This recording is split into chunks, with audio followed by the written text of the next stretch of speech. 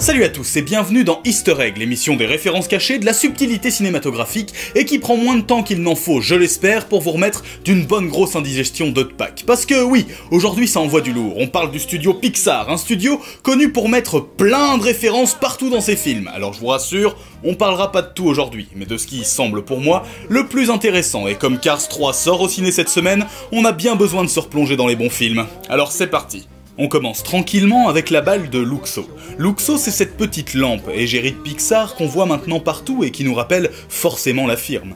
Eh bien c'est dans un court-métrage de 1986, Luxo Junior, que cette petite balle fait son apparition et finit par être partout. Dans Monstres et compagnie, c'est un jouet de boue, dans Là-haut, celui d'une petite fille inconnue, elle est même présente de nombreuses fois dans Toy Story, et bien sûr, c'est le jouet de Jack Jack dans son court-métrage éponyme.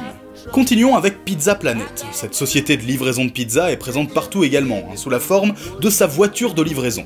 À la base, c'est un vrai magasin dans Toy Story. Et puis maintenant, elle livre dans Monster Academy, dans Cars 2, elle est simplement garée, elle passe dans le plan d'échappée de Jill pour le monde de Nemo. On la retrouve même dans les films dépourvue de voiture, à côté de la caravane dans Mille et une pattes, abandonnée dans Wall-E, et sculptée dans le bois pour Rebelle.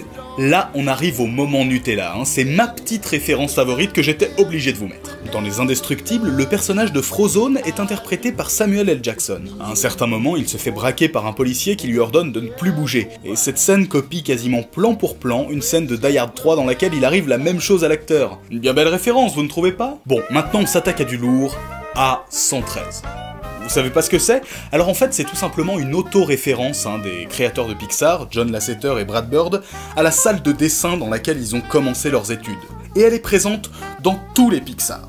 Alors, on peut retrouver ça comme plaque d'immatriculation dans Toy Story, sur une boîte de céréales dans Mille et une pattes, c'est la caméra du plongeur dans Le Monde de Nemo, la directive pour ne pas rentrer sur Terre dans Wall-E, l'étiquette de JIT dans Ratatouille, une simple classe dans Monstre Academy, ou encore l'endroit où est retenu prisonnier Monsieur Indestructible, étage A1, cellule 13, et j'en passe. Poursuivons avec le porte-bonheur de Pixar. Eh oui, c'est comme ça qu'il surnomme un acteur particulier, John Ratzenberger. En effet, cet acteur représente sans doute quelque chose de spécial pour le studio, puisqu'il prête sa voix à un personnage dans quasiment tous les films de la firme.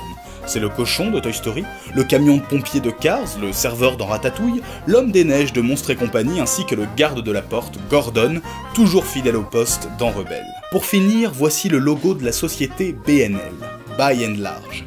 D'après certains fans, cette société serait à l'origine de la théorie selon laquelle tous les films Pixar sont liés et se passeraient dans le même univers. En effet, ils seraient responsables de la faillite de la planète. En tout cas, leur influence le laisse penser. Ils créent les piles de Buzz l'éclair, sont à l'origine des travaux qui vont pousser Monsieur Fredricksen à partir dans Là-haut, et c'est cette même société qui s'occupe des humains dans l'espace, loin de la Terre où vit Wall-E. Et sans l'avoir vu, je peux même vous dire qu'ils sont présents dans Cars 3, puisque dès le trailer, on les voit en tant que sponsors sur le bord de la course. Voilà, on a fait le tour des easter eggs les plus présents et les plus intéressants dans tous les films de la firme Pixar. Bien sûr, il en reste encore plein d'autres, comme par exemple des références d'un film à un autre qui se retrouvent un peu dans chacune, mais ça pourrait être le sujet d'un prochain épisode. En attendant, n'oubliez pas de nourrir l'œuf, likez, abonnez-vous, et moi vous me retrouvez plus tard pour d'autres chroniques. Salut!